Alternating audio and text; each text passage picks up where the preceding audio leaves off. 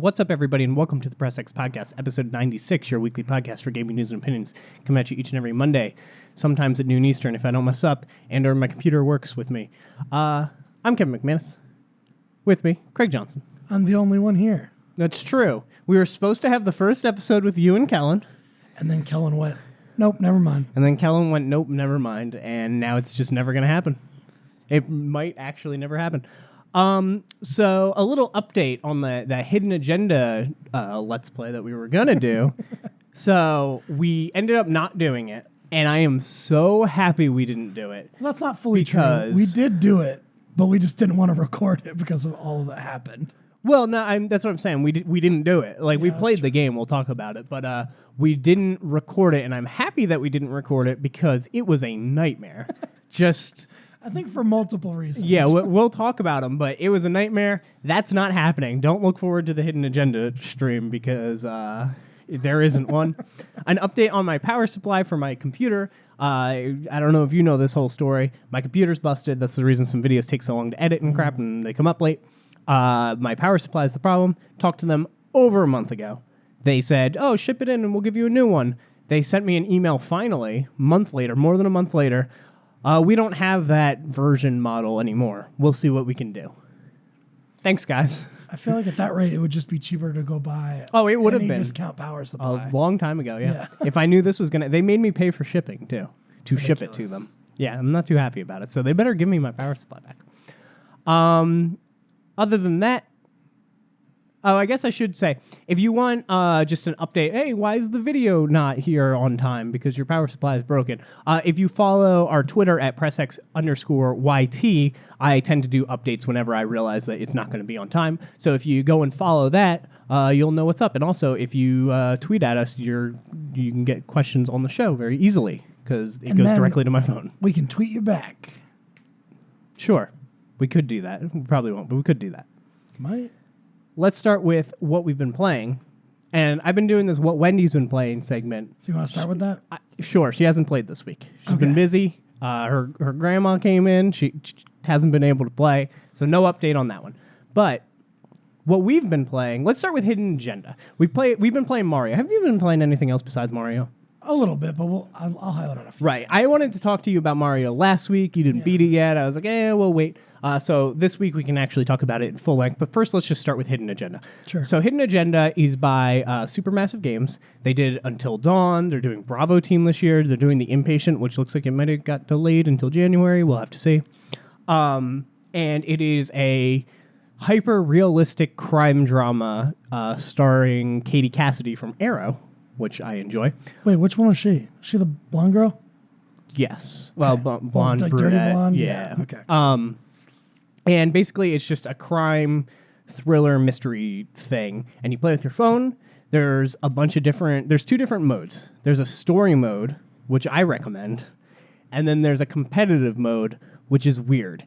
Because when you're playing competitive, it gives you hidden agendas, right? It makes the competitive mode is the mode that makes Kevin very upset that he's even playing the game. Right. So it gives you these this point system that's totally made up, whatever. And it gives one person a hidden agenda every once in a while. And basically they have a task that they're supposed to complete. And at the end of it, you vote who you think had the hidden agenda. And then it tells you if they completed whatever their hidden agenda was. The problem with this is you're not really playing the story at that point. You're just trying to do whatever it tells you to do, which may not be good for solving the story. Yeah. And it makes replaying it really weird because then you play through it again and it's like, why are you picking a different choice than last time? I guess you have a hidden agenda. Well, that's what I was going to say. The part I thought was kind of weird was, like you said, it's a crime drama. So there's a killer. You collectively, as a group of people, are trying to figure out who the killer is. But the awkward thing is when you play competitive, if one person gets a hidden agenda where they have to make a character do X thing, then it's very awkward because that one thing you're going to make them do could make it so you don't find out who the killer is. Yeah, it just totally clashes with the idea of the story. Yeah. They also have a weird takeover system, which I thought was cool in idea, but playing it, I didn't like it. Where basically there's QuickTime events for some reason that you have to you use your phone as almost a touchscreen pad, like a touchpad, and it'll be like there'll be a point on the screen, and you have to slide your finger to it, and the first person that gets there gets one of these takeovers.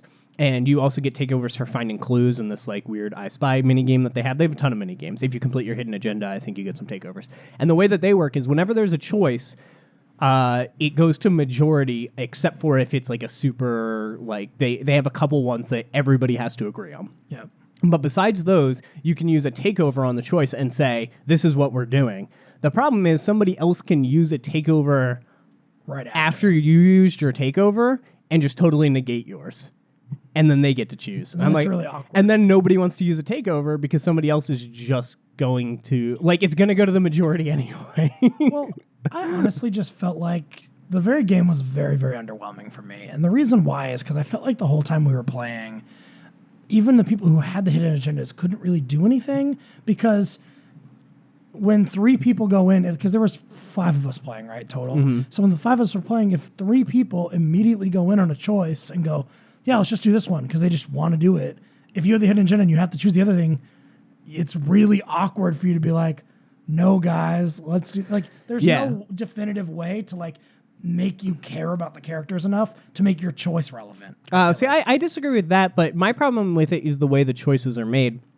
It does go to majority rules, but there's no, like, player 1, pick your choice and give your case. Player 2, pick your choice and give your case. Player 3, pick your choice and give your case. Or like picking anonymously or anything like that. Everybody's choices are on the screen and you pick them, and as soon as there's a majority, like everybody's voted and there's a majority, it picks that choice. Yeah. So like, even if you're not sure and you're just like going back and forth and you're like, well, we could, if you accidentally move too much and it goes into that box, it's going to lock in that choice and that's happening. And you're like, well, didn't mean to do that. There's no time for debate. And I honestly feel like where there's anonymity for who has the hidden agenda, I feel like all the votes should just be anonymous. And I feel like, I agree. I feel like there should be a part that's like, it should pop up with the 2 choices and it should go, take a few minutes to discuss now. When the person in control decides everyone's ready, he'll open the voting. And then you open the voting and everyone just votes anonymously on their phone. I think that would be way better. Yeah, no, I agree with that. That being said, that's all the competitive mode. The story mode I enjoyed much more, and you can play that multiplayer as well, and the way that works is they give you stipulations. So they'll be like, who do you think's the best under pressure? Mm-hmm. Who do you think is the friendliest?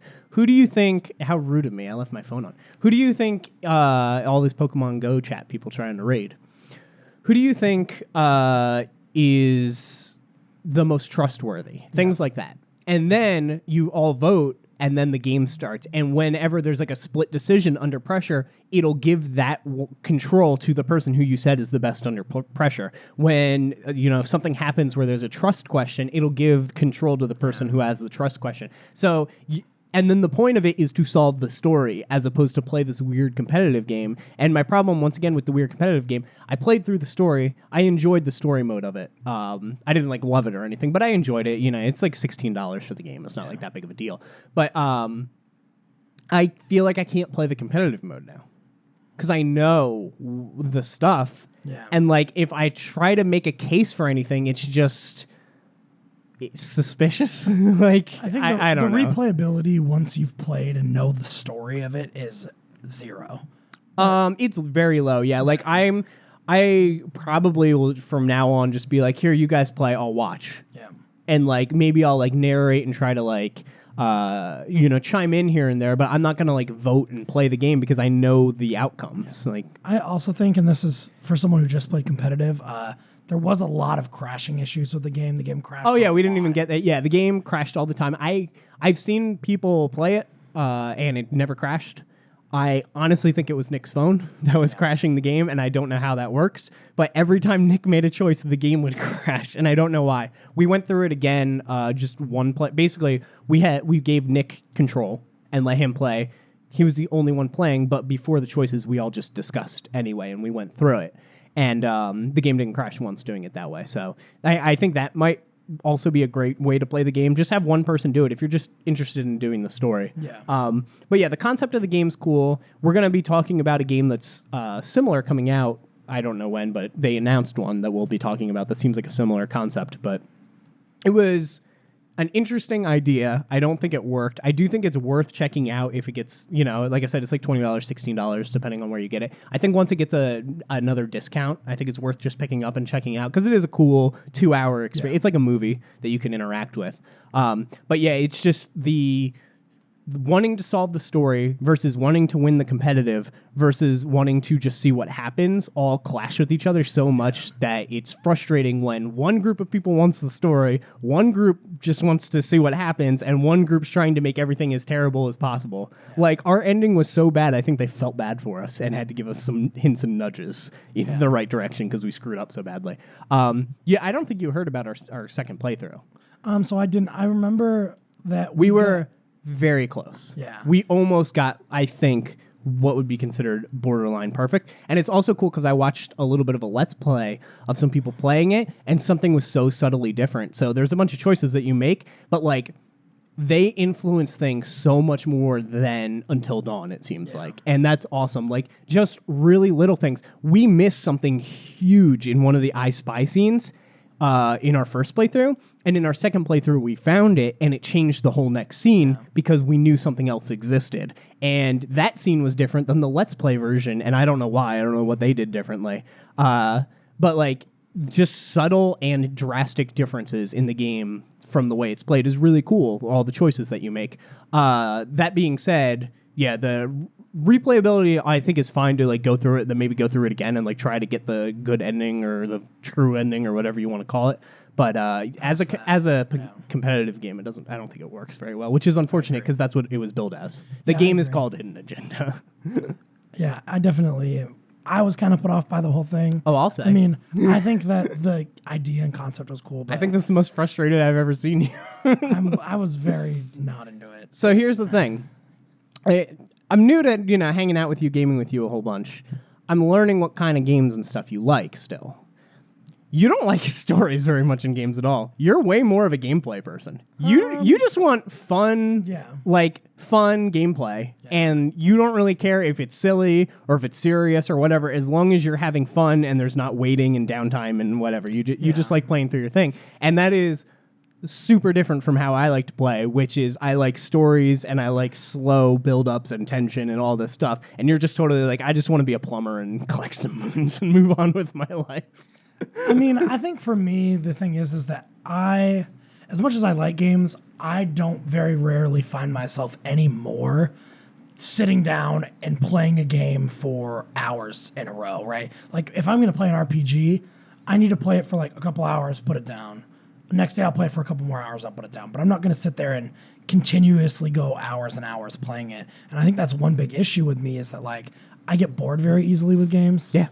And so I think a game has to either be a franchise I really, really like, or it has to be doing something different and interesting and fun to keep me entertained with it. And if it doesn't do those, I'm going to play 10 minutes and go, this isn't for me. Yeah, I believe you. Though I'm actually surprised you didn't like Nier more for that, because Nier is a really good gameplay game. I think I really do want to give Nier another shot. I think for me, I just need to be in the right mindset to play it and have the time to devote to it. But that's Hidden Agenda. Like I said, it's good. I do think it's good, and what it's trying to do is interesting, but it has a lot of the problems that I was really hoping that this team would solve, because Until Dawn didn't have those problems, and that's part of the reason I really liked Until Dawn. Things like, oh, you answered like this, and then it cuts, and there's like a weird, awkward cut because that scene was meant to be able to be placed behind this answer or this answer. You know what I mean? Like, stuff like that where you can tell you're like, you made this scene so that it could be inserted in either spot, and it doesn't make the scene really good. Whereas Until Dawn, when I heard, oh, it's all these choices and everything, I was like, oh, it's probably going to have a lot of like forced scenes that you could fit into a bunch of different places, and it didn't. And that's why I was super excited for this one, and this one does have that. I think the one scene I can think of in particular is that scene where the cop is like interrogating the lady in her house. Yeah. And when she's talking to her with the door open, and when you answer the question, her door is shut and she's opening it when she gives the answer. And there's another one where somebody's like hood is up and then it's down and then it's up, and it's like, come on. Yeah, you couldn't just put a scene of her like, woody. I don't know.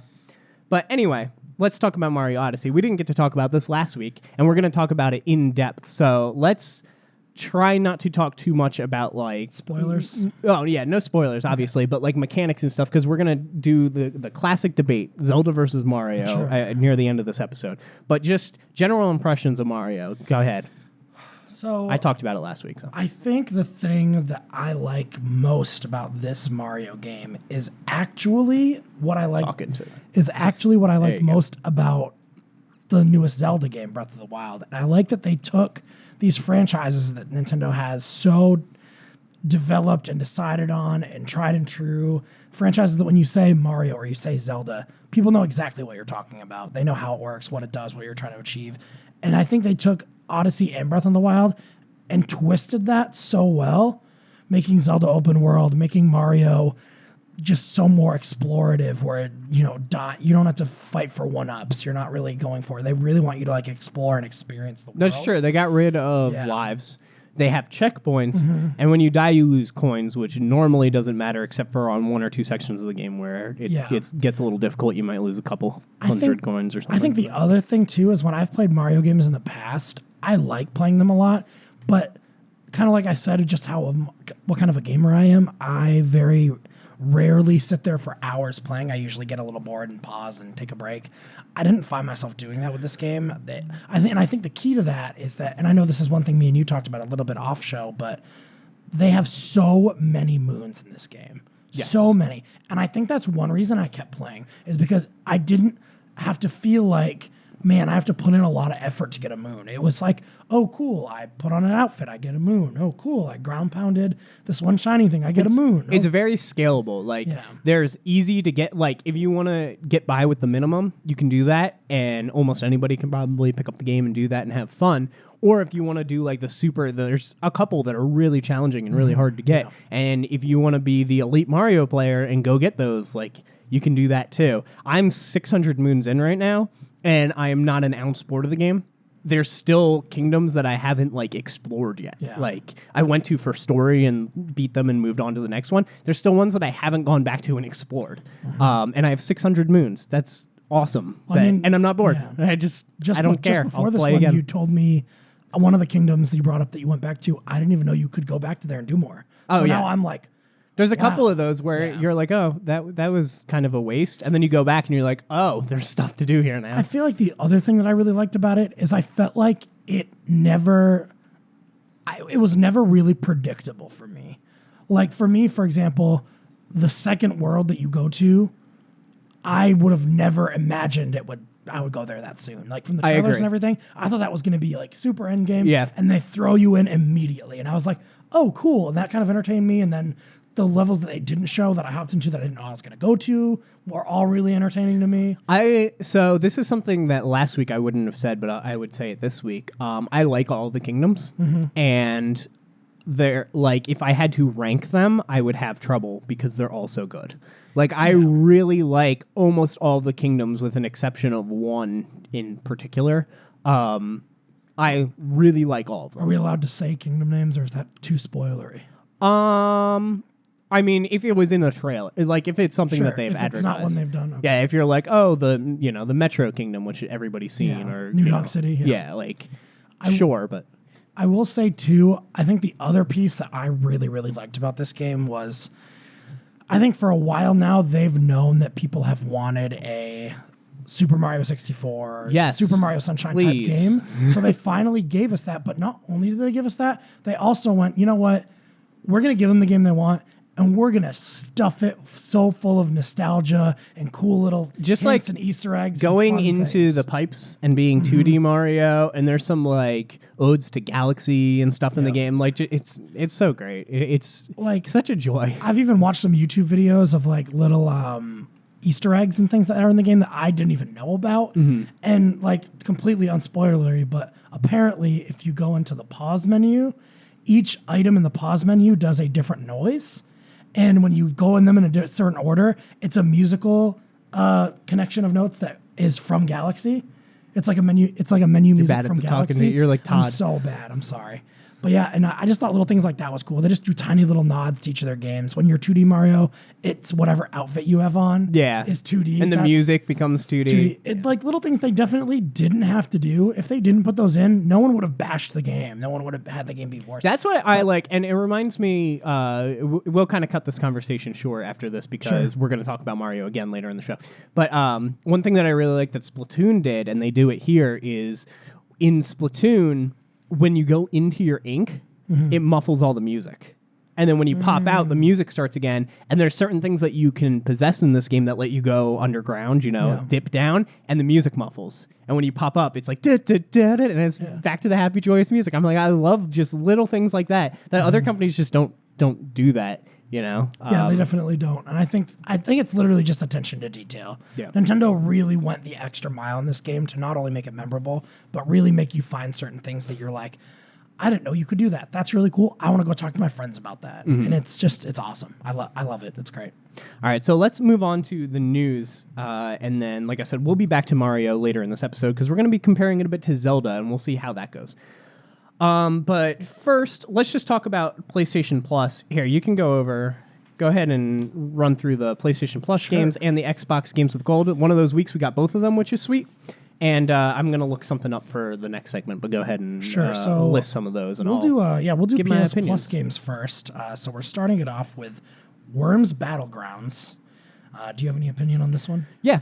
Worms games are basically the tactical games where you're shooting different weapons and stuff. You have to pick like the trajectory and the power and everything, and you're launching them over mountains and different terrains, and you're trying to wipe out all the opposing worms, the other army. I think it's up to 4 players, so you can have 4 different I guess I'll say colors or teams of worms, and the last one standing wins, stuff like that. For free, this is an awesome pickup, and we will definitely play some of this. I know Nick's a big fan of Worms. I like it.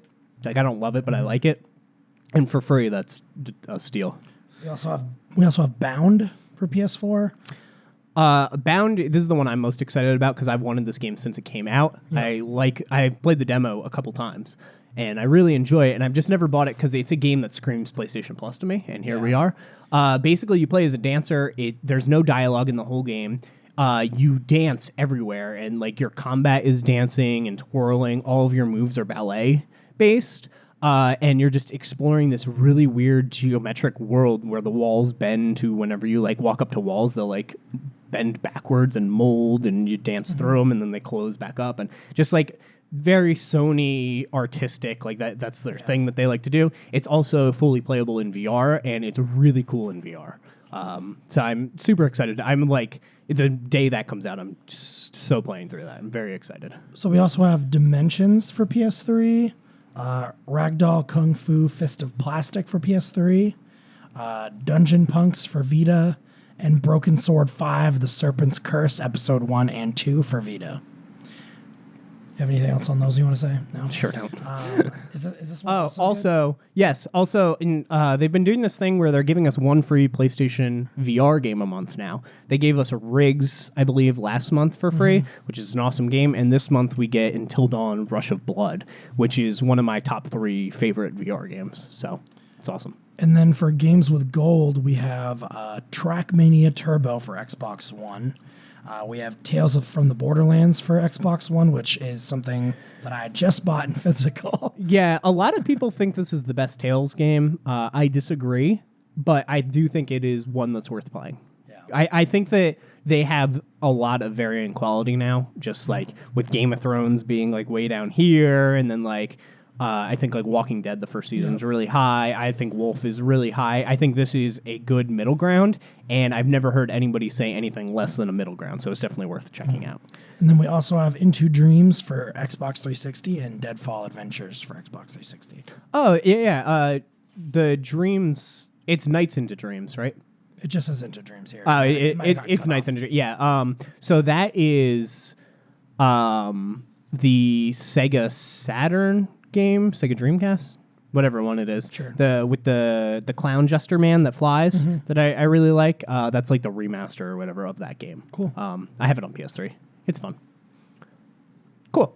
So let's go over some announcements. Paris Games Week happened. Sony had a press conference. They said it's part 2 of E3. people giving them some shit for this press conference. I thought it was really good.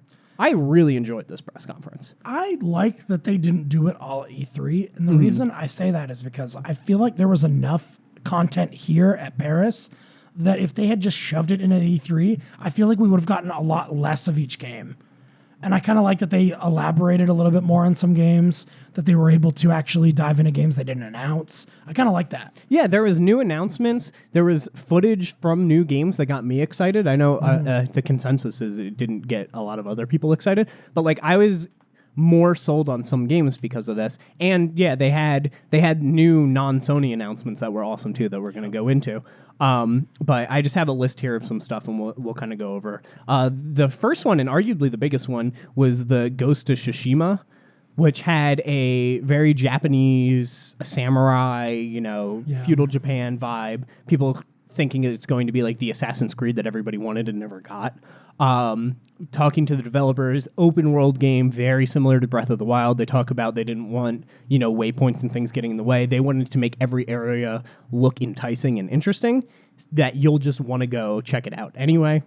Done by, trailer ended, people were like, oh, okay, that's cool. And then Sucker Punch's logo appeared, and that's when it, just doing that changes the game. And I like how Sony's getting to the point where they know what their first parties are worth. Yeah. They don't even put Naughty Dog on their logo anymore. It's just the paw print. They're like, people know. Know. But I love Sucker Punch. I've liked all of their games that I've played. I have literal zero interest in the setting. I don't like samurai Japan. I don't care about that stuff. The entire trailer I watched, and the whole time I was kind of like, all right. And then, like you said, Sucker Punch came up, and I know that's a big deal. I know it's a big studio. I know people like them a lot. So I'm interested. I think it's something that I will probably be more likely to pick up once I see gameplay, once I see how it works. Yeah, that interested's a good word. I was don't care, trailer, and don't care, Sucker Punch. I care now, but I need them more, and I think at PSX we're going to get more. Yeah, I definitely think that. Huge surprise, though, of all the places, people have been predicting that Sucker Punch is going to reveal their game for 2 years now, because Shuhei Yoshida played the game 2.5, 3 years ago. He was talking about playing it, and just as a tease, he's like, yeah, I've played it. It's really good, since he gets to play everything. And that, I think, put expectations that it was closer than people may have thought it would be. So for months and months, every event that came up, it was prediction, Sucker Punch's game, prediction, Sucker Punch's game. And it never happened. And then at Paris Games Week, of all things, an event that has nothing to do with Sucker Punch, who's in Seattle, they revealed their game. So just when people whatever. least expect it. Yeah, it was cool. Like I said, I'm interested now, but I want to see the gameplay. I want to know what the story is. I want to know more. I think the trailer was just enough just to give people a taste of it's coming. Yeah. Yeah. And it might be a little bit further along than we think, because it's been a while. Sure. Their last thing they did, First Light, was their last thing. I don't remember exactly what year that was, but that was a half step. And Infamous was 2014. There was no date on this trailer, right? No, God, no. Yeah. There was no date on anything. Yep. At the whole show. And that was one of the things people complained about. Well, I like that. That's not true. I think Spider-Man had 2018 because that's been announced already. Yeah, that's not a date. That's a year. Yeah, that's true. But I mean, but that's my thing. I don't even think that game even had a year. Oh, no. I think it just ended. I think it's probably 2019. Probably. If I had to guess.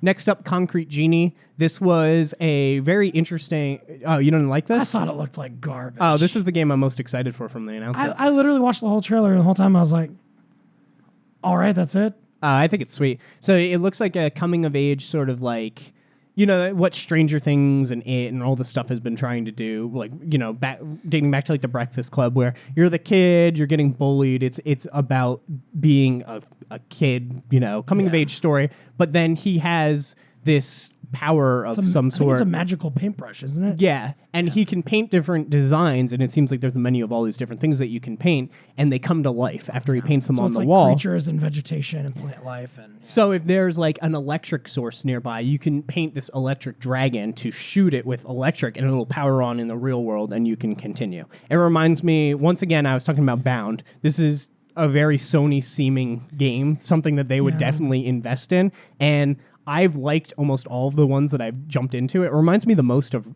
a game called Rain, which I don't know if you've played. I have not. No. You're an invisible boy, and you're like doing this platforming, whatever, but you're invisible, but it's pouring. So the only way you can see where you are in the outline is if you're in the rain. And there's certain areas where like, you know, you're like hiding from things. And like, it reminded me the most of that game. So I'm super interested in this. I just felt like when I watched it, I was like, cool, he can paint things and they come to life. I wonder what happens next. And then nothing happened next. He just kept painting. And I was like, I think it's cool. Blood and Truth, which was another announcement I really, really enjoyed. I really want to see this game in motion. It seemed like, I mean, this was like gameplay, but I want to see, you know, the HUD on what everything looks like when it's actually in motion, not the cinematic in motion. But this was a VR game done by the London studio who did the London Heist, which is the game where you kept putting the money back in the suitcase. That's great. But they finally are making like a full-length game like that, and it looks so much like a James Bond or a Taken or something along those lines in VR, which that's what people have been wanting. They want a shooter with full locomotion in VR where you can do cool things. And this looks like that. It's also a big deal if you can actually like get really immersed in VR, right? Because the whole point of VR is immersed. And I feel like they talk about you can hide and just look out, or you can shoot up above and take people out that way, or you can pop up and try to aim, but you're going to get shot at, obviously. Like, this is exactly what I want, assuming it's free motion. I'm a little nervous, and especially after seeing Bravo Team, because it seems like Bravo Team's this way. I don't know for a fact, but it seems like it might be a little bit like you look at where you want to go, and like you say, okay, go there, and your character kind of like cover to cover shooting, basically, and your character goes there, and maybe it goes into slow motion while you're going there, and you can pick people off, and then you hide behind the cover. You can pop out, say where you want to go next, slow motion, pick people off. That's kind of the... Maybe I'm getting that sort of vibe from it, but we'll have to see. Super excited for this. I'm totally sold. I'm totally getting it. Do you have any more VR games? Because I specifically skipped the VR section. Yeah, but I'm just going in order. I know you were going to dig real deep into all the VR stuff. I'm going in. I'm just going in there. I think this is just the order. Nope, because Spelunky 2 is next, so it's not in the order of the conference. Spelunky 2, a very small trailer. It was very obviously the second Spelunky. I like Spelunky. Kellen hates Spelunky. Fun fact. He absolutely despises that game because it's very difficult and he's very bad at it. But that's cool. Yeah, that's sweet. People really like Spelunky. Speaking of 2s, we got Guacamelee 2, which was huge and very unexpected. We've known that they're working on this because they bring it up. They're like, don't worry, we know people want a sequel. Like, they say stuff like that. We know people want a sequel, but we're stretching our legs. We're doing Severed, you know. Yeah. But we're getting straight Guacamelee 2, and it looks awesome. Full 4-player from the start. No Vita. There was lots of chicken action in that trailer. Yes, the chicken was like a running joke in the first one, and in this one, it seems like they're going full chicken. Yep. Full lots of chicken. Next, Hong Kong Massacre, which was kind of like Max Payne meets Hotline Miami. Yeah, I was kind of... I was like, ooh, this is cool for like 4 seconds. Then I was like, I wouldn't play this game. Well, like when it first came up, I would, like didn't really know what to think of it. I was like, is this a Yakuza game? And then like immediately, just from like the first couple seconds, then I was like, oh no, it's not. Don't really care. Yeah, I thought it might be Max Payne. Yeah. And then it went to the top-down thing. I was like, I don't care anymore. I'm not a big fan of... I don't even... Like, Hotline Miami is fun, and I've played through it. But, like, I don't love that game. People love Hotline Miami. I was always just like, Yeah. I don't like this super fast-paced bite size. Oh, you failed. Do it again. Do it again. When the trailer started, it wasn't top-down. It started, and it was like... It wasn't. Cinematic. And then it zoomed out. I was like, ooh, something cool like Yakuza they're announcing. And they're like, nope, top-down, totally indie game. And I was like, oh, all right. Resident Evil 7, Not a Hero. We talked about that before. Yep. Final Fantasy 15 episode Ignis, which is, I believe, the final episode for their DLC. This one's coming in December, if I remember correctly. Interestingly, they had the PlayStation VR tag on for this whole trailer, and I don't think it's a VR thing, so I don't know if that was a mistake or what. But they specifically had it on for this trailer, and I don't know what that was about. I think that might have been a mistake. I also think it might have been a mistake. They talked about the Monsters of the Deep fishing VR game, which actually seems like there's way more to do in it than I originally thought. Well, yeah, you fish, but there's, you earn money fishing, you buy different bait, you can buy different outfits, you can dress as a chocobo. So this game's going to be sweet. If this game comes out physically, I will buy it day one, but I don't think it's going to, but we'll see. There was a bunch of stuff that I didn't care about too much. There was that game that it's not Ori, but it's like Horror or something. I don't know. The name is so bad. It came out that day, and I don't care. I kind of skimmed through the pre-show, so anything that was in the pre-show, I liked. That was a pre-show. Yeah, I saw little snips and pieces that were important, but... Next up, Erica got a trailer, which I thought this was really cool. This reminds me a lot of Hidden Agenda. This is a live action mixed with CG, another PlayLink game that you play with your phone, but this one's way more like a movie because it's live action. Yeah. And it's her, she's on the phone.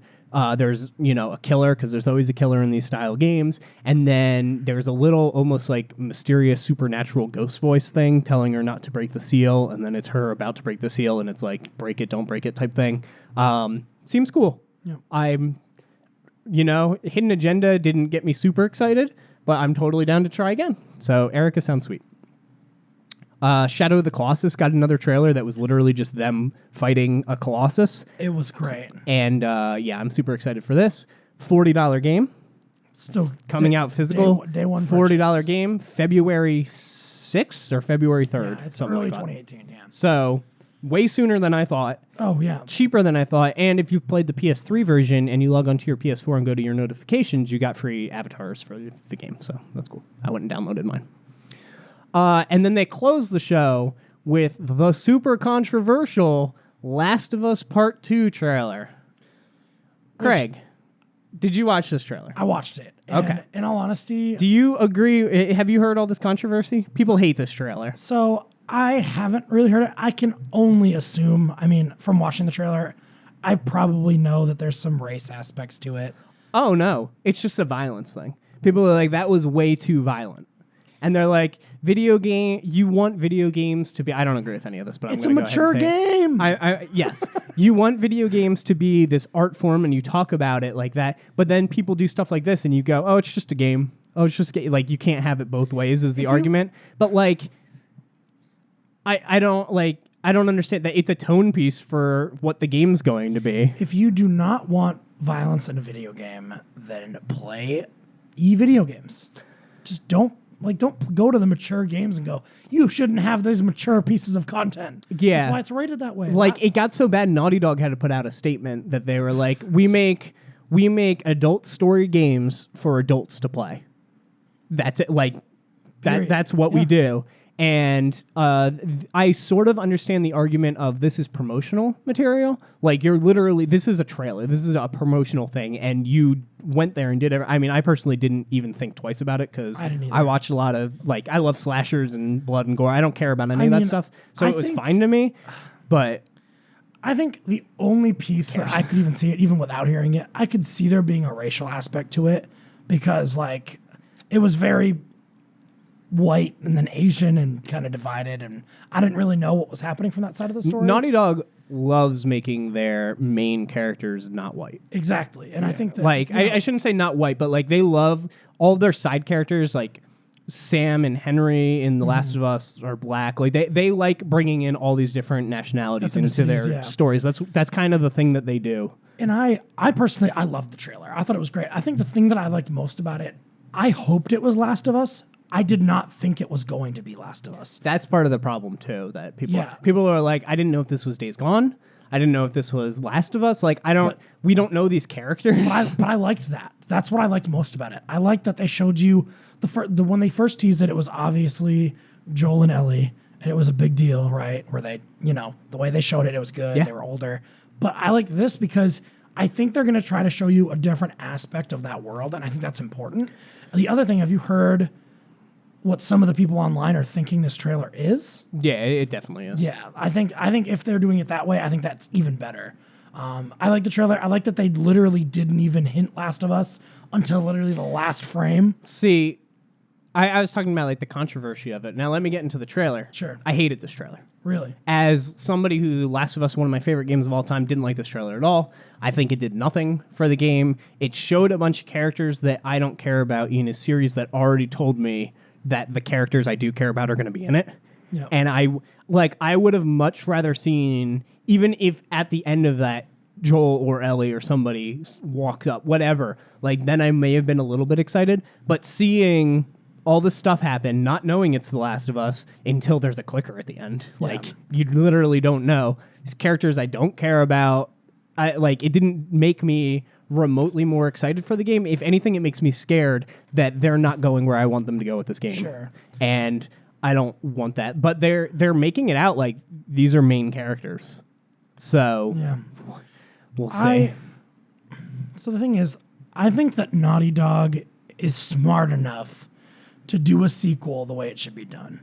I don't think that they're going to take a franchise as beloved by people as The Last of Us and really make it not about Joel and Ellie. I think that the only reason they did this trailer, I think the reason they did this trailer is, one, they wanted to give people another piece. Because I think that from them doing the first trailer and them saying currently in development is them saying no time soon. Yeah. For them to give you this as a way to be like, look, it's still not coming out anytime soon, but we're doing more than just Joel and Ellie again. Like there's more depth to the story, more characters you don't know yet. And I think that they just wanted to let people know that's a part of the game, which I think this trailer definitely did. Yeah, as far as what a trailer's for, which is to get me more excited for the game, I'm not excited because it seems violent. I'm not excited because, they smashed a girl's arm or whatever. Like, I don't care about any of that. Like, that's the world that they live in. I'm not excited because Last of Us to me is Ellie. And Ellie wasn't here, so I don't give a shit. Is it sad that when they smashed that girl's arm, I was like, useless? I do like kind of the nod. They say like clip her wings. Yeah. And fireflies have wings. Like, oh, maybe she's a firefly, But it also seems like this is a different time period. Like maybe, like when the outbreak first started.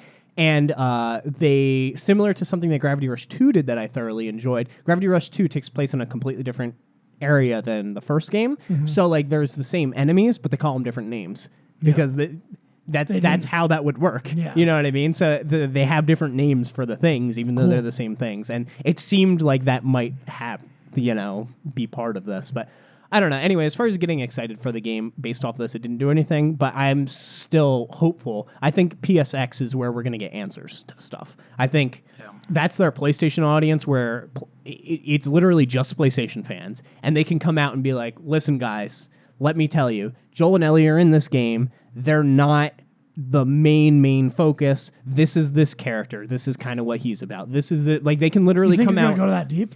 They can literally come out on. They normally do in their panels, yeah. I could personally see them not even coming out and not showing you anything on Last of Us 2. Only because here's my thing. I think that people would be mad. I know that it's not a 2018 game, and in all honesty, no, it's like a 2020. Yeah, I know it's not a 2019 game. So why? I don't know. I just don't think that they're going to give you that much this early. I think they've shown you 2 teaser trailers. Have you seen Death Stranding? Here's the thing. Yeah, I have, and I still don't even fucking know what that game's about. That game could be anything.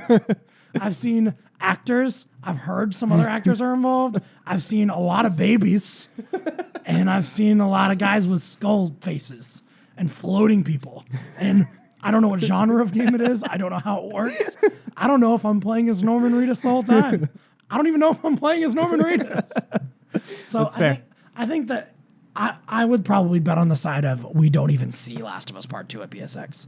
Only because we're going to be doing predictions for PSX in a few weeks when we get closer, and we'll see. But I do think they need to push Days Gone, and that's a problem because Days Gone is next year, and nobody gives a fuck about that game.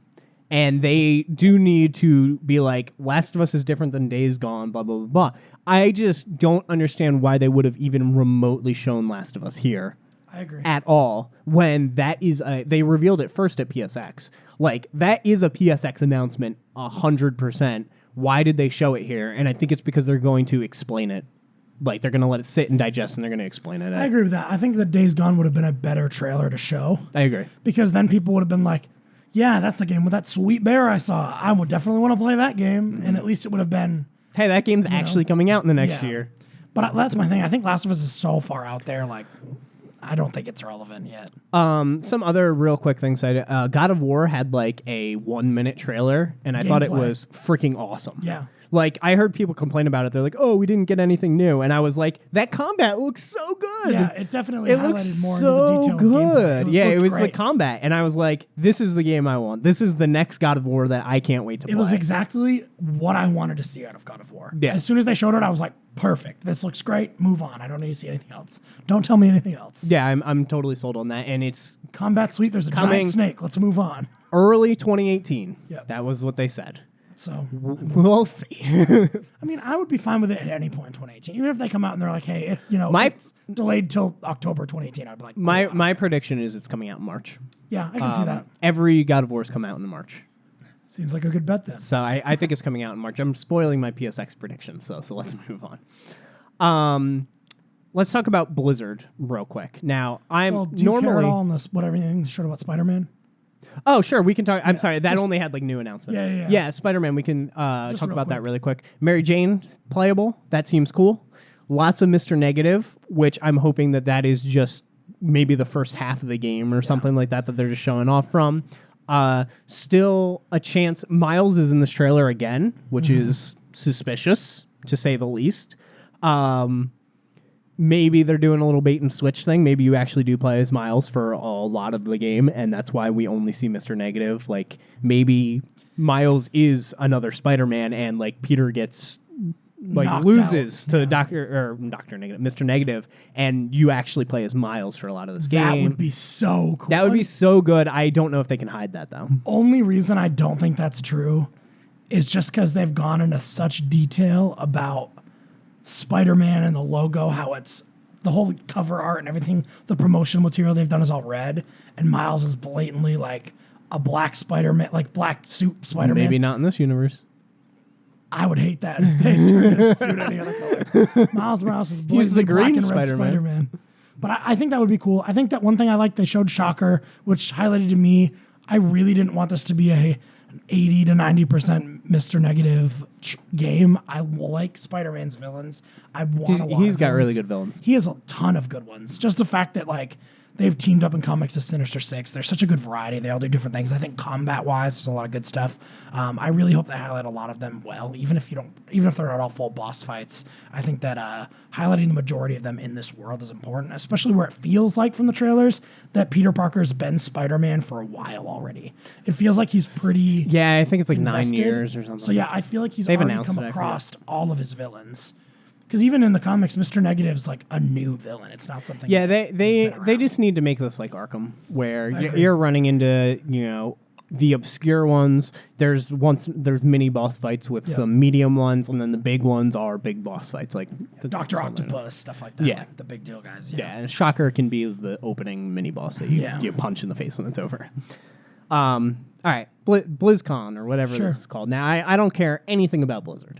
So, I don't do you? really either. Okay, we need Todd because Todd's Blizzard fanboy number one. I think that the thing about BlizzCon is it's just like, I think I like BlizzCon the best when they announce a new game and not a new expansion. never happens.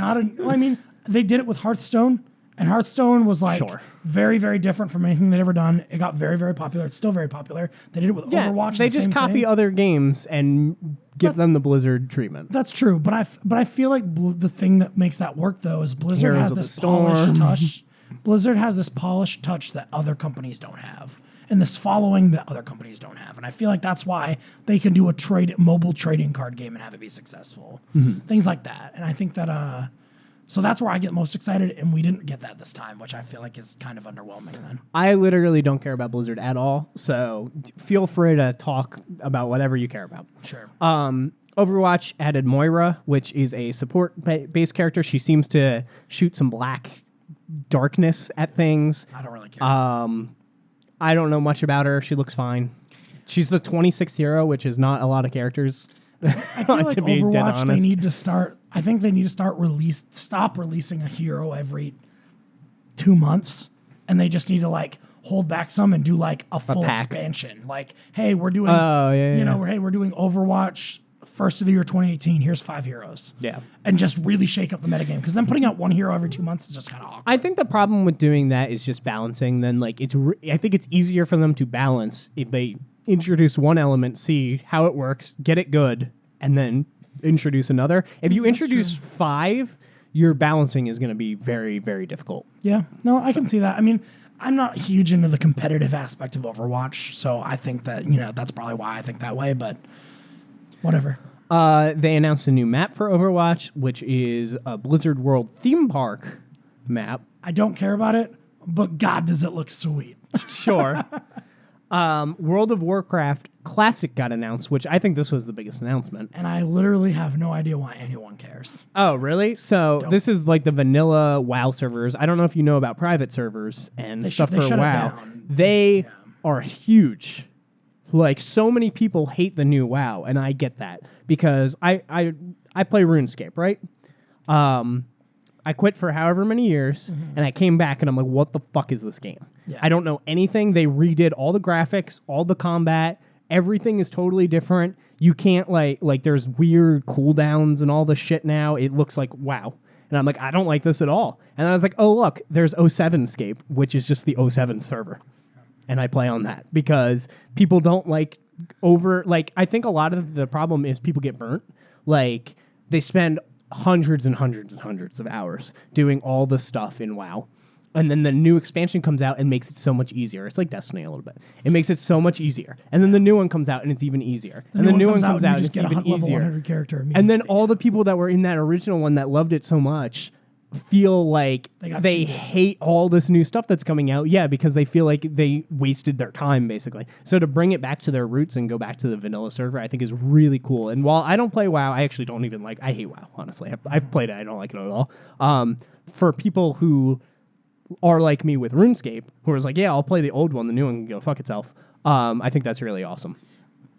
Personally, I don't care about World of Warcraft either. I've played a couple of the expansions and I got up to level whatever characters, but I'm not a big multiplayer person. So, Yeah.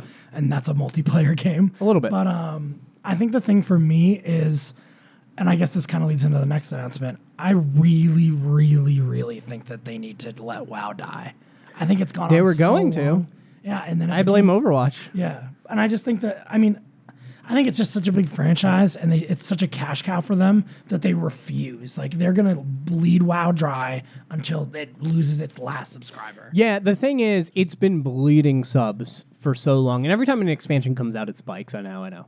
But, it's been bleeding subs for so long, but it's still the highest one. The second one is Final Fantasy XIV, I believe, which is catching up because they're gaining subs and the other one's losing subs. Yeah. But it's interesting that the two biggest MMOs are both pay-to-play MMOs that you have to pay $15 a month to play. Yeah. I have friends who are play Final Fantasy XIV, I'll buy your membership. I'm like, I don't want to. Yeah. No. And I made 2 accounts and I got them both to level 30 and I didn't enjoy much of it. I just like that world. I like walking around the world, but I hate the combat. I hate doing dungeons where there's different classes and stuff. That's why I like Guild Wars and RuneScape. RuneScape is a solo game. You don't need to you literally don't need to talk to anybody to play that game. Yeah, you can just do your own thing. And Guild Wars is every character can do everything, which is really nice. And you can do that in Final Fantasy, but it takes fucking forever. I just don't like when I have to be dependent on other people, so I kind of see the point of RuneScape. I picked a healer, and geez, it takes forever to get into it. Anyway, moving on. WoW announced another expansion. I don't know anything about it. I can watch the trailer and go, that was pretty. I don't know any of these characters. The only character I know is Sylvanas and the Lich King. Mm-hmm. Those are and Proudmoore, because I think it's Laura Bailey.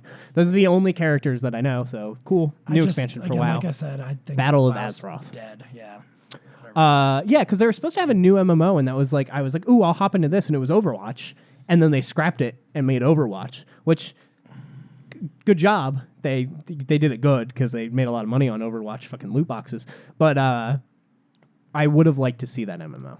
I just think that it's at the point now where WoW has been going on so long that it's just either let it and die, take it out back. Yeah, take it out back and just shoot it and just move on to the next thing, or do something so drastic with it that it's really going to shake it up and get a lot of people reinvigorated in it. Yeah, but it might just make people mad, and that's why they made the classic one. Maybe that's what they're planning to do. Maybe that's why they put out the classic one. Next up, StarCraft 2 has gone free to play.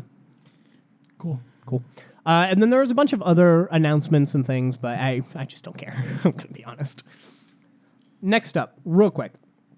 Two super fast news stories. Housemarque, the developers of Nex Machina, Resogun, Dead Nation, Alien Nation, these twin-stick shooter games, has said that the twin-stick or the arcade-style model is not working.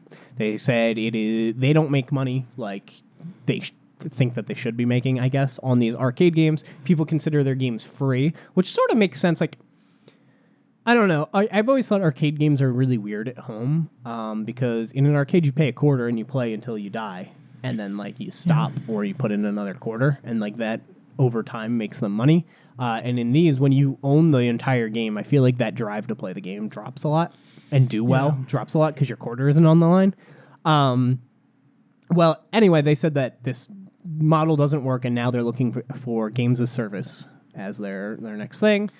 I'm telling you right now, I'm putting my foot in the sand, or whatever that saying is.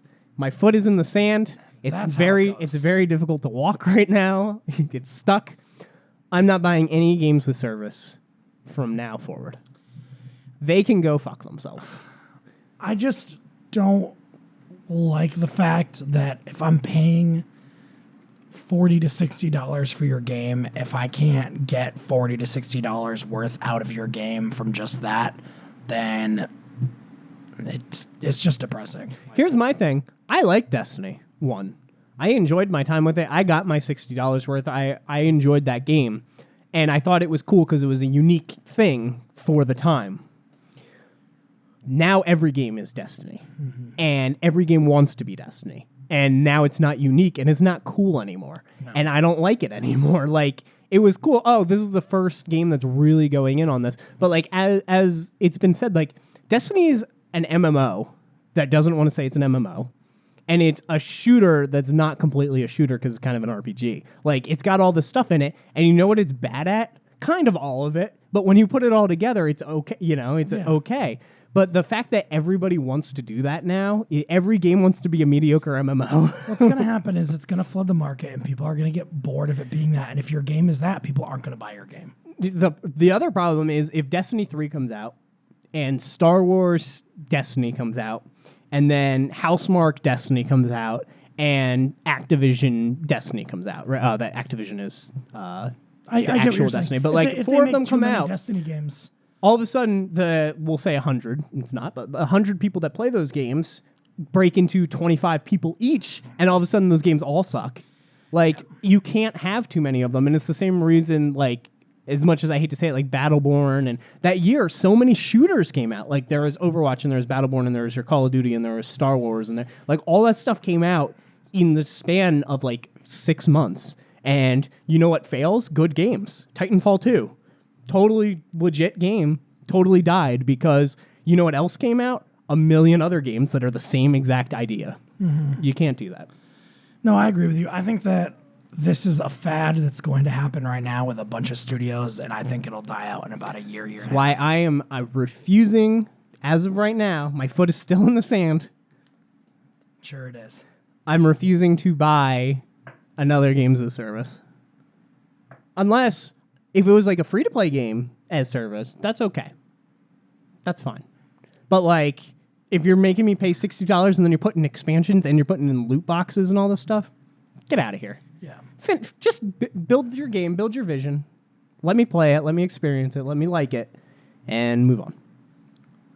Speaking of moving on, in a very similar story, Runic Games, who does Torchlight 2, Hob recently, which is a game a lot of people liked, also said that they want to move into the games of service business. Yep. So that's cool. Just in case you were so they can get cannibalized by Housemarque's game. Yep. And next up, real quick, a rumor that I'm curious to see how you feel about it. Superman game is rumored to be the next game by Rocksteady, and it is also rumored to be revealed, I think it's like Monday. Like it might actually be by the time this posts, assuming it's actually true. It's rumored to be the next cover for Game Informer. So, if that is true, Rocksteady was the original Arkham games, right? Isn't that Rocksteady? They did the trilogy and then ignored Origins because they didn't do it. If they follow in suit with that and they do Superman and they do Superman games, I mean, I don't think it would go like this, but I just think it would be cool if they kind of went down the reins of like picking different DC superhero characters and doing their games like that. I just think that would be really neat. They did Batman so well. I think that Superman. To be fair, I think Batman easiest superhero to build a game around. Yeah, it's basically just a dude with weapons. Yeah, But I think it'll be interesting if they can pull off Superman. I think they can pull off anybody because Superman has a lot of pieces to make Superman his powers work. And probably Wonder Woman, and then if you want to go into the Marvel thing, Thor. And maybe Hulk. I actually don't think Hulk is that hard. I think people exaggerate Hulk. But very difficult to write for because they're so powerful. Yeah. I think the Flash would also be kind of awkward in a video game. Sort of. I don't know. I feel like it would play like Infamous because you get running powers in Infamous. But I think that it's just going to be like how much you can do with speed and how weird it gets. Yeah, it's like, oops, I ran back in time. Yeah, you would have to make it in a certain way. But I think it's cool. I think it could be cool. I have high hopes for it. I think it would be sweet. I agree. I love Superman, one of my favorite heroes. I hope that if this is true, they do it justice. And I would like to see, like, Superman, super important. Justice League pun, by the way, if you guys didn't get that. Superman, very important to, obviously, the Superman game. You know what else is important? Clark. You need to have Clark in the game, whereas Bruce Wayne was a little bit in the Arkham games. But, like, I really feel like if you want to do a Superman game, you need some Clark stuff in there. So we'll see how this goes. So I'll ask you a follow-up question just because I think it's interesting. Okay. Where the Arkham games, a lot of them were Joker. If they did a Superman game like this, would it be Lex, Brainiac, or Darkseid? Lex. You want it to be Lex, the first one? Spoilers for Arkham Knight. Lex is in that game. Cool. So they've already dabbled in his character. He exists in the universe. Do you think it'll be the same universe? Absolutely. Okay. Yeah. It's going to be called Arkham Superman. 2025, I don't know what Rocksteady you makes call a it. Justice League game with all of their other games. Yeah, no, I think, in fact, I wouldn't be surprised if the reveal for this, well, I guess, I don't know if they'd put out a trailer at the same time or what, but if the trailer reveal for this makes it look like it's Batman, and then Superman flies down, and then it turns out to be a Superman That'd be cool. Yeah, so, anyway, I'm totally on board. We'll know next week whether or not that's true. Let's move into some questions. We fixed it. Camera not dying anymore, or it's going to overheat and shut off, but we'll see. One of those two things is going to happen. Speaking of two things. Two things. Two things that have come out for the Switch this year are Zelda Breath of the Wild. And Super Mario Odyssey. Looky, I like you. So we're going to talk about them and talk about which one we think is the best and then which one's our personal favorites. Now, I don't want to go too crazy because we're going to do our Game of the Year stuff towards the end of the year, et cetera, et cetera. But I just want to talk about those two games in particular. Maybe talk about some mechanics, maybe talk about different bullet points that here or there, talking points for the games, and kind of pick what one you think's better, and then just your personal preference. Sure. So we can go anywhere with this. I don't really have too much to throw in there. But one thing that I do want to point out, both stories, non-existent. I'll agree with that. Mario saved the princess. Zelda Save the princess. The story is virtually identical to the only difference is in Mario you beat a lizard and in Zelda you beat a pig. Both introduce 4 characters, the Broods or whatever they're called, Broodals. In Cappy. Sure, yeah, sure, okay. And then in Zelda we got the champions. Yep. And there's a dog in that game. There's a dog in Mario too, though. So what are we thinking? Which one do you like? Gameplay perspective, starting with gameplay. Which one do you like and why? So I thought about this a little bit. It's really hard. I mean, it is. I kind of thought about it a little bit. I think that the better game is Zelda. Okay. And I think my personal favorite is Mario. Interesting. And I think here's the reason why is because I think when I really looked into it, the reason I like Mario better is because there's a lot of things about the game that kind of speak to me. The collectability, of the moons, the actual like nostalgia factor that they threw a lot of nice throwback moments. They hinted back to a lot of other games. There's a lot of fun aspects in the outfits and different things like that. I think that Zelda has more, not only more to do, it's easier to get lost in. I feel like it's easier to really find yourself invested in going to the next area and doing the next thing. I feel like it's easy to get distracted and see, there's a mountain over there I want to go to. It's so crazy because I think everything that you're saying right now about Mario and Zelda, you could literally say about the other game. Like, when I play Mario, I'm like, ooh, look, a moon. Oh, what's down here? Oh, look, what's over here? And I'm collecting all these moons. I get all these outfits in Zelda. Like, I was hoarding outfits in Zelda. I was collecting all this stuff. There's all those seeds for you to collect. Like, I think to me, the difference, it's really difficult. It is. And the difference to me is Mario is just pure joy, right? You're just having a blast. You're having fun. You die and it doesn't matter. You're never like frustrated because you died or anything like that. It's not, I mean, it's challenging, but it's only as challenging as you want it to be because you can just bounce and go do something else. There's a million moons that you can get that are super easy to get. And you're just kind of always having fun to the beat of your drum.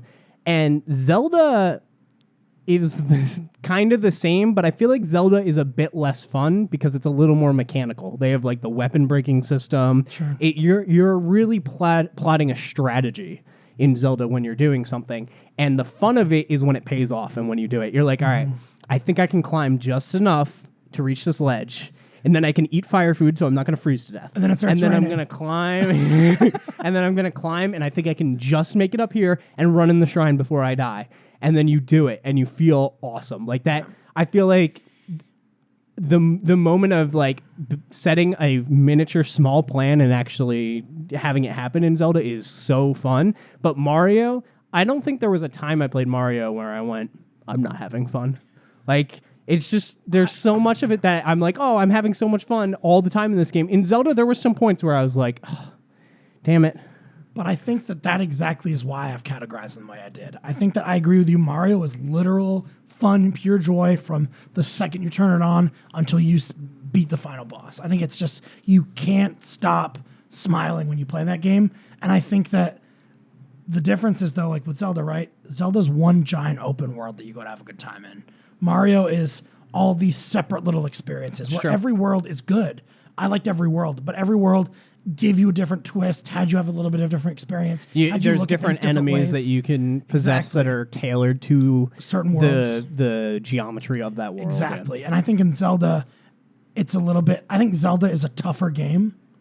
Absolutely. I think that Zelda, that's why I think Zelda is the better video game and actually a tougher experience, something that makes you think a little bit more, pressures you a little bit. And I think Mario is the game that I would find myself overall enjoying more. Mm-hmm. The outfits in Zelda are particular based on combat and things you're doing. And Mario, they're strictly cosmetic. Which is why I didn't like them. I agree. So I'm not a big fan. Don't you dare. I'm not a big fan. Don't knock down Red Dead. I'm not a big fan of cosmetics in games like that at all. I really don't like changing my character's outfit. There's very few games where I like to do that. Things like Final Fantasy, I like because there's so many outfits that I enjoy out of those games, but even then I like the default outfit the best. And I almost always tend to stray to the default outfit. Even in Mario, the like 3 or 4 outfits that I picked were all like classical Mario outfits. You know what I mean? Sure. Like I really like the modern Mario outfit that you get for scanning in the Mario amiibo. That's got the red overalls. That looks like the original Mario Brothers Mario. Like I like staying with the classic like canon outfits kind of. I actually scanned in the Waluigi one and would work on a Waluigi. Whenever I would hit stuff, I'd go, wow. I hate you. So the like clothing changes and stuff are basically cosmetic, and there's a couple areas where they're like, hey, I need a, what's it, a safari man? I don't know. What are some outfits in that game? If there's every star or every moon that requires an outfit from a world. So each world has a character that says, hey, like for example, in the dinosaur world, the Cascade world where you take over the T-Rex, there ends up being a character that says, man, I really wish I could meet a caveman. Yeah. And then you can buy the caveman outfit, put it on, and he's like, wow, a real caveman. Here's Power a moon. Moon. Yeah. So like that's all that the outfits do in that, and I like that in Zelda the outfits mean a little bit more. They have outfits for extreme heat and extreme cold and They're all this relevant stuff. to combat and adventure. Yeah, so even if I didn't love the way that they looked, I felt that they were practical, and there's a reason to wear them. And there was some of that, like people won't talk to you unless you're wearing certain stuff, things like that. Anyway, besides the point, this is one of the hardest like decision things I've ever had. I still don't know what I'm picking, by the way. I mean, I don't actually know which one I like more. I agree with you. It's tough. I think the reason it's tough is because they're very, very closely related to what the games are trying to do. Yeah, but there's different, completely different genres of games, which is crazy. They both go back to their roots. This one to Mario 64 root, but it still has the 8-bit stuff going like way back. And then Zelda is literally the first Legend of Zelda, like the first one, basically in 3D. Like that's kind of what they were going for, and I think they nailed that. So it's tough. Let's talk about some music. Because I think the music category is the only category where I'm like definitively Mario. Yeah, okay, good. Down. Zelda tried something with the music, and I don't like it. They did like this orchestra, like little hints of songs. See, I do like it, but the thing that I think is different is when I listen to the Zelda Breath of the Wild music, I go, this is Zelda music.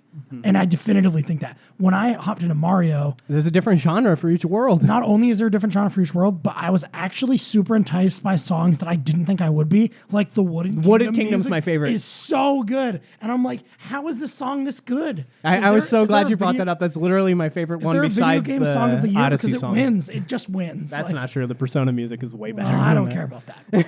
Sure. Yes, you do. I've seen you dance to it. That's true. I have danced to it. It's my favorite part of Persona, but I don't like it better than Wooded Kingdom. Oh, I sure do. But yeah, Wooded Kingdom song is fantastic. Even like Cappy's, like the Cap Kingdom spooky theme, and oh god, the music's so good. The Odyssey song's great. The New Donk City song, the like songs that are kind of remixes of old ones. Yeah, the 8-bit music ones are great.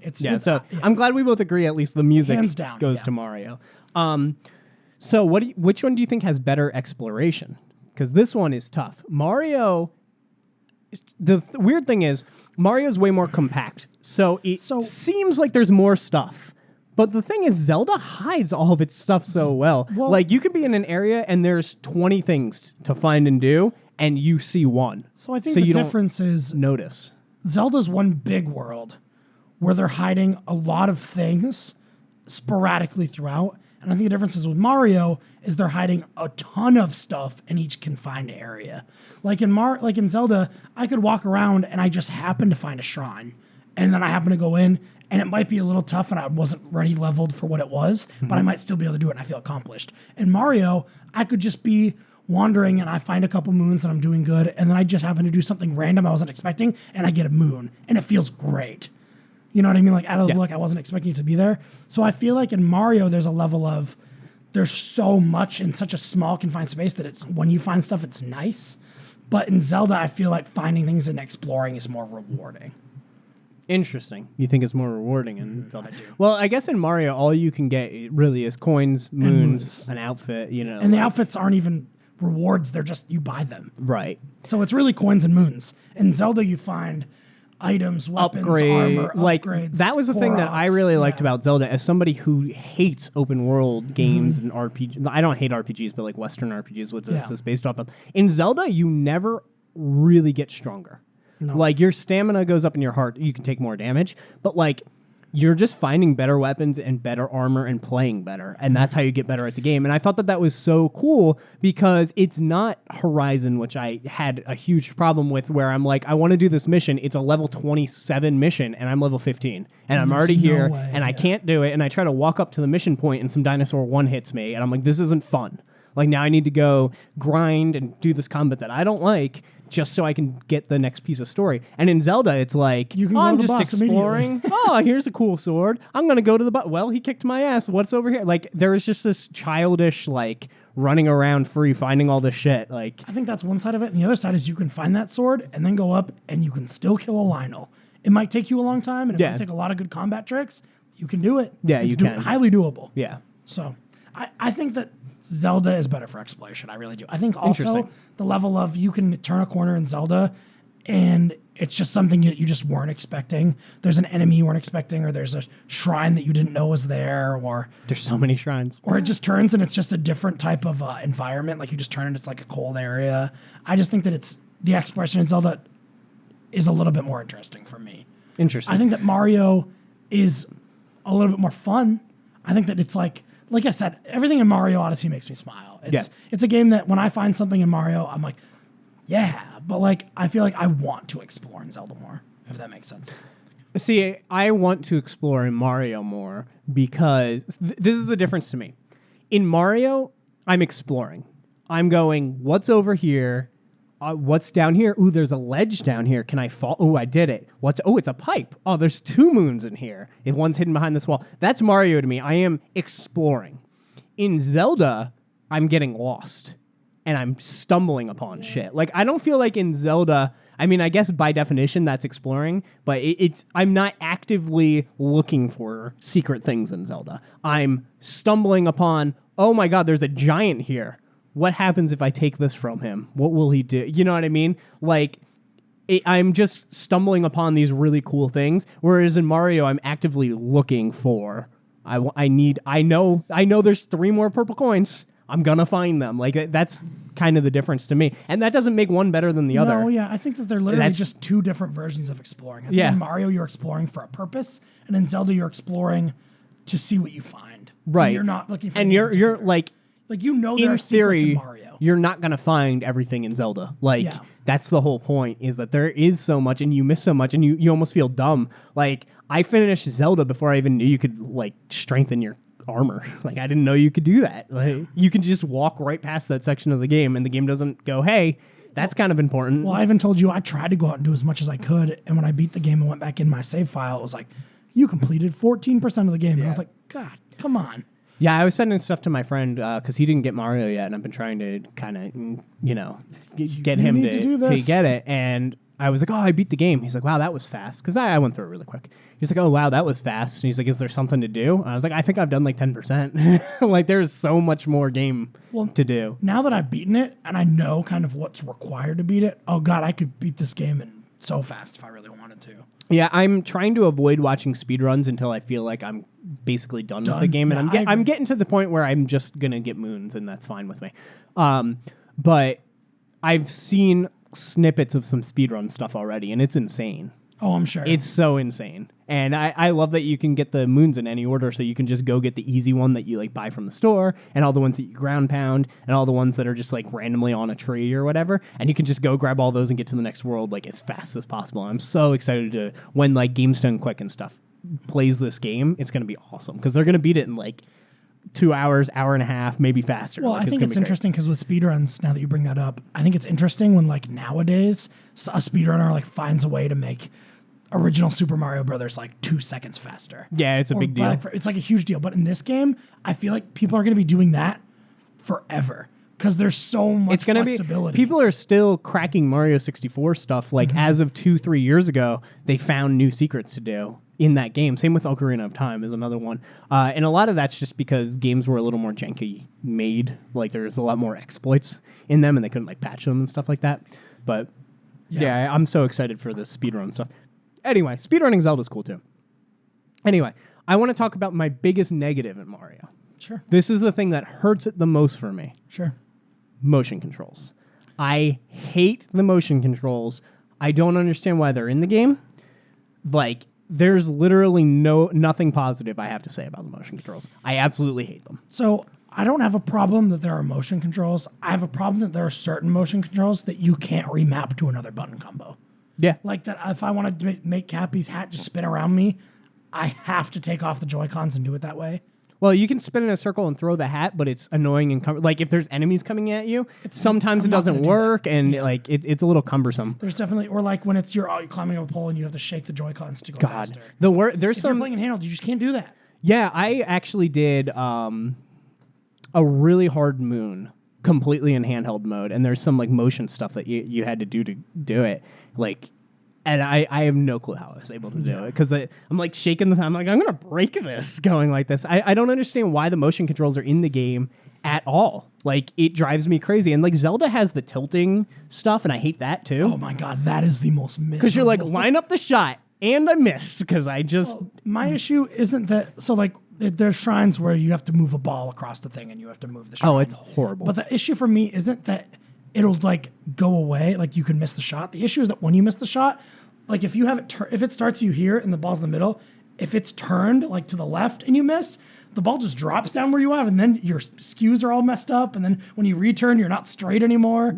and every periodical thing after that. So sometimes you're just not straight anymore. Is that the problem? I just hate that half the time I had to leave the shrine and come back in to be flat again. No, yeah, I completely agree. The motion control is probably the worst part of both games, actually. Yeah, but in Mario in particular, it drives me crazy. Sometimes he'd do stuff I don't want him to do because I'm like, throw your hat, Mario, and he's like, why'd you throw it straight up in the air? I did not want you to throw it straight up in the air. I haven't found a use for you throwing it straight up in the air, except for maybe one or two scenarios where I could do it the other way, so I don't care.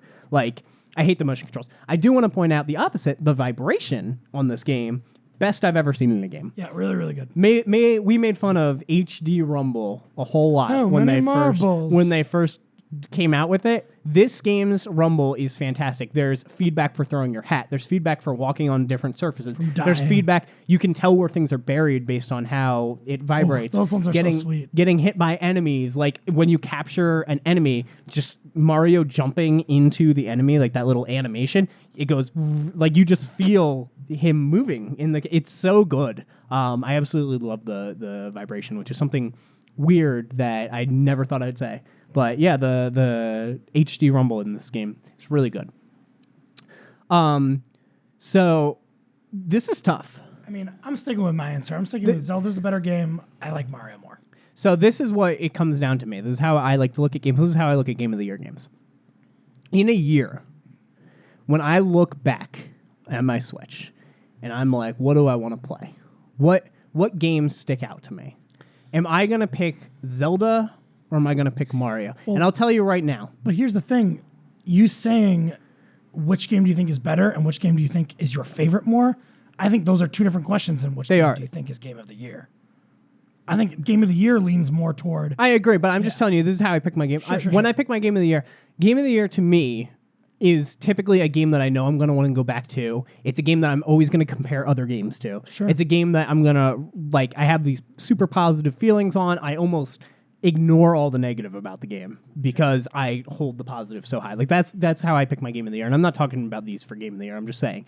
So when I look at through that lens and I look at Mario or Zelda, which one am I going to look back on and be like, yeah, that's the one. Right now, if I were to pick, I would pick Zelda. I think in a year, I would look back on Mario better. Because I look back so fondly on the other Marios. I just can't imagine a world where I don't look at this Mario, which is the most fun I've had in a Mario since GameCube, and I'm not like the Mario game. Like, I just don't, like, if I had to pick this moment, I'd pick Zelda, but I really think in a year I'm going to pick Mario. It's tough. It is. I really think I have to stick with my option. I really think favorite game, Mario, it just does so many pieces and things that I think are amazing and that I think I haven't had that kind of joy in a video game in a long time. And I think this is the first time I've finished a game that quickly, ever. I don't think I've ever gotten to the point where I'm like, I played this game so much in like 3 days, I just beat it. This is one of the first games where I feel like I've done so much of it and I'm not an ounce bored. I will say that. I didn't get bored with Zelda, but when I finished the story, I put down the game and never played it again until I restarted. And in this one, I literally haven't put it down. And if you were to hand me my Switch right now and be like, bet you can't get 10 moons, I'll be like, oh, yeah, I can. And I just play and have a blast. Like, man, it's rough. And I'm excited for the Game of the Year talk for us personally. Outlets, I think Zelda's going to win more overall. I do too. Outlets. I think that Zelda reinvented a genre of game and a style of game, and Zelda's influence similar to The Last of Us, like how most people compare all the like Days Gone and even Horizon, all these games, they look like The Last of Us now. You know, that's like a style. I even just like how when Zelda came out, now everybody's like, now we have an open world game. It's like Breath of the Wild. Yeah, I think that's going to be where Zelda shines, is that not next year, maybe the year after that, we're going to get so many games that are Zelda Breath of the Wild again, and we'll see if we get sick of them. We'll see what happens. But I think that's going to happen. I don't think anybody can touch Mario as far as platforming goes. I don't think anybody's even going to try because it's too good. No game could even come close. Like not even close. It's just impossible. Mario has so much stuff in there that's like, we can reference this and we can do this because of other Mario games. And Mario's platforming just feels so much better. Like, I don't know if you played like Ukulele or all these other ones, but But like Mario's platforming is just that's correct. Like that's how you do it, and nobody touches that. It felt so right when I was. I remember I told you there was one certain moon I was trying to get that I was having trouble with, and you said, if you just do this the whole time, you'll just get it. Oh yeah. Well, when I did that, and I don't know how I didn't figure out this move, but there's a certain move you can do where if you jump up, throw Cappy, hold him there, you can also hold another button, and Mario in midair jumps and kind of like belly flops off of his cap and then jumps even further. Yeah. And that was able to get me to a new spot I couldn't get to before. And as soon as I did that, I was like, wow. I missed a lot of this game. I was like, I didn't do that, and I beat the game, and I learned it after the fact. I learned 3 or 4 moves after the fact. That was one of my complaints last week that I talked about. I think he has too many moves.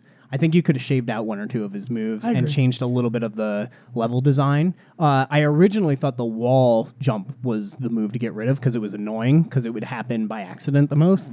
But then you really need it in New Donk City. That whole level is designed against with the wall jump in mind. I hadn't actually gotten to that level at that point. So I don't know. It's tough. But yeah, for me, right now, if I had to pick, I would also pick Zelda as the best. As far as favorite goes, I think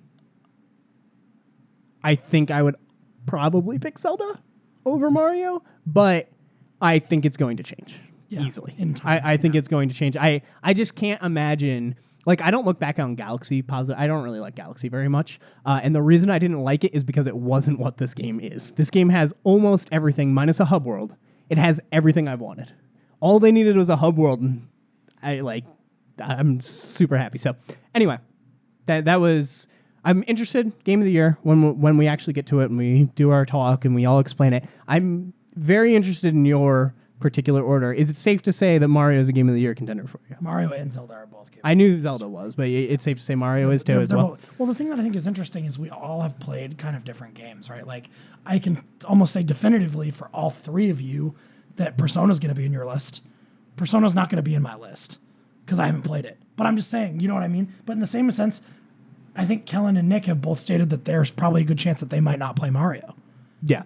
And that Kellen, that just is wrong. Like, the Kellen hasn't played Zelda. That's just wrong. He wants to. I know, but he needs it. He's running out of time, man. Like, that's not a short game. That's not a 6-hour game. It can be, but I know it won't. Right, yeah. So I think it's one of those things that, like, it's just going to be weird, I think, where I'm going to be, for example, making a pitch for Mario. Well, when we do the Game of the Year stuff, it's all personal. We don't do like a collective Game of the Year, though we might this year, but we'll talk about that.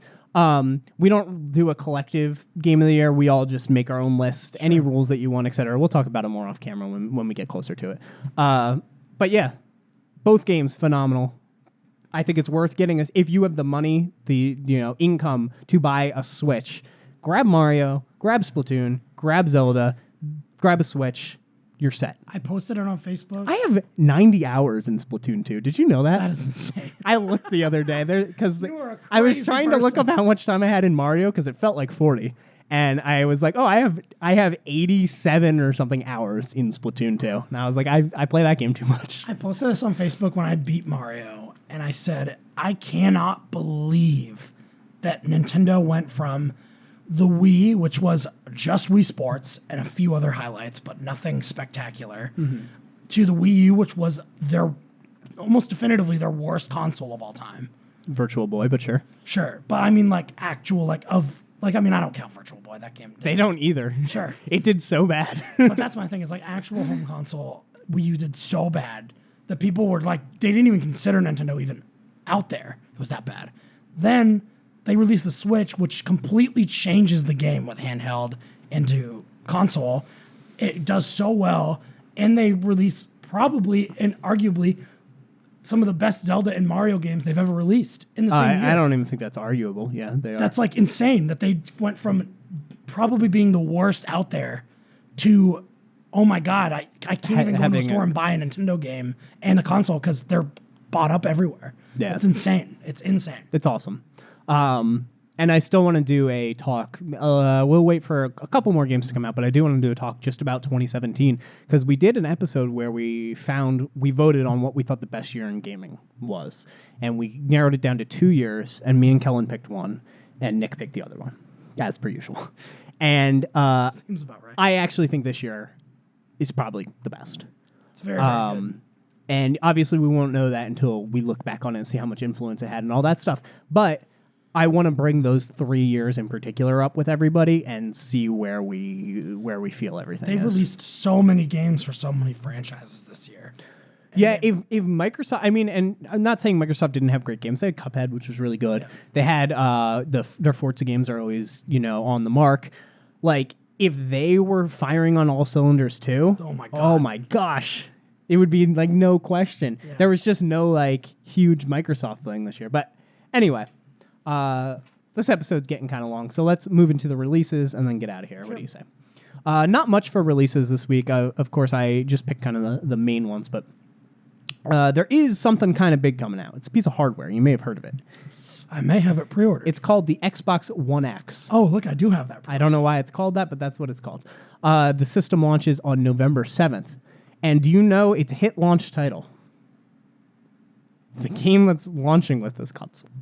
So it's technically not launching with it. They're coming out a few days separated, really. November 7th, it says. Well, the Xbox launches... No, I think... You're talking about the game Super Lucky's Tale. It comes out on Friday. I can't technically pick it up until Friday, from what I looked on Best Buy. Oh, really? Yeah. Oh, the website had it on the 7th. But okay, that's fine. Yeah, I went to pre-order it because... So there's no games launching with it, you're telling me? Yeah, basically. Okay. Because I think, and again, we'll talk about another thing, but I don't think they're really looking at this as, we want you to buy X games with this console. I think they're looking at it as, we want your games that you have bought to be played in 4K, and/or / we're going to be adding backwards compatibility games like we just released for... No, yeah, I joke about the console because it's easy. It's an easy punchline, and I hate the PS4 Pro still. Like, I don't like that idea. I don't like this one's idea. Wait an extra few years. Release whatever you're going to call the next Xbox. I have no clue what you're doing. Or the PlayStation 5. You know what I mean? Call the next one the Xbox One Xbox. Okay, sure. At this point, whatever. But I think it's really weird to launch a console... I mean, which is what they're doing without hardware, or without a software. Did PS4 Pro release with anything in particular? Yeah, for sure. I don't know if it's I think it launched with a third party thing, but I'm gonna check because I want to be right. I mean, it's fine. I think to be noted, like they're really pushing forward, like a couple games like that have just recently come out too. Like they're pushing HDR on Shadow of War, and they're pushing it on. That other game that just came out. There was a Forza game that just came out, right? Like really recently. Yeah, I think that they're pushing those as opposed to like they're saying these are the games you can play in 4K now. They're pushing the Call of Duty World War II game that just came out as 4K. So sure, yeah, but it's all stuff that's on the Pro, and I agree. That's where I think all of this kind of doesn't matter. Like with their first party games, I'm sure they're going to look fantastic. That's where maybe that's where they can put the resources in. Have you seen how great Sea of Thieves looks? All right. With their cartoony characters in 4K. Okay. So here's the thing. Their console released on a Thursday. Yep. Did you know that?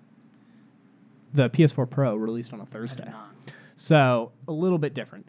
Okay. Because games come out on Tuesdays. Yeah. All right. Okay. I'm going to look because I'm putting my money where my mouth is. I think a game launched with it. While Kevin looks this up, Sonic Forces is also coming out on November 7th for PS4, Xbox One, Switch, and PC. Looks mediocre. I think it's interesting. I'm probably going to pick it up for Switch. I think Sonic is going to just be like another cool Switch game to get. I think that most people who buy Sonic Forces will buy it on Switch. I think that'll be the majority of people who make that purchase. Let me say this. I think a lot of day one purchases will be on Switch. I think people who want it on PS4 and Xbox will do that when it goes on sale later down the road. I don't like Sonic. Super Lucky's Tale, as Kevin said, is going not to very be good, launching. apparently. Unfortunately, I actually wanted that game. Yeah, we've heard some bad reviews, but that's coming out on Xbox One and PC. And then, of course, Xbox One X system launch is on Tuesday. I'm very wrong. Boom. So, Call of Duty launched the Tuesday before, or the Friday before. Yes. Okay. And Dishonored launched. Dishonored 2 came out. But there was not a Sony anything. The Sony things that came out with it were all VR. Yeah. Which, yes, the console does VR first, but that was not... VR better. And it doesn't come with VR, which is like... It's So like, sure, no, yeah. it does VR, but you have to buy this $500 Even thing. more reason I think both these consoles are useless. Like, I mean, so here's my shouldn't thing. My exist. first PS4 was a PS4 Pro, and I would not have bought an X if I had an S. But my Xbox was the Xbox One, and it's like 500 gigabytes and older and yada yada. So I'm excited to get it. I mean, yeah, we'll get it. talk about We'll talk about it in a week or two and see how you like it. I'm sure it's going to be awesome, but is it necessary is really the question. Probably and not. Probably Especially if you don't have a 4K. Definitely not. 0%. So Cool. Anyway, thank you for being here, Craig. Anytime. And thank you so much for watching. We'll speak with you next time.